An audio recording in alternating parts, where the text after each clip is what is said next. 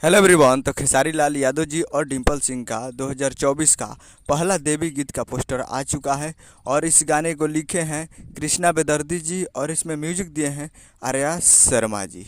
और इस गाने को गाए हैं खेसारी लाल यादव जी और खुशी कक्कर जी, जो कि आपको स्क्रीन का ऊपर दिखाई दे रहा है। जिस सॉन्ग का टाइटल रखा गया है देवी माई से हिला है, जिसका टाइटल है देवी माई से हिला। और वीडियो में खेसारी लाल यादव जी और डिम्पल सिंह जी है, फिट में डिम्पल सिंह जी है। और ये बहुत ही बेहतरीन और तगड़ा गाना है, ये बहुत ही।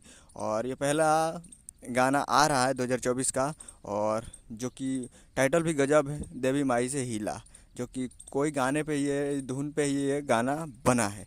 तो तैयार रहिएगा, बहुत ही जल्द आप लोगों को देखने को मिलेगा देवी माई से हिला। और ये कमिंग सून है, बहुत ही जल्द आप लोगों को global music junction Bhojpuri YouTube channel से ये पहला 2024 का पहला देवी गीत देखने को मिलेगा। तो बहुत ही बेहतरीन और तगड़ा गाना है, तो आप लोग तैयार रहिएगा।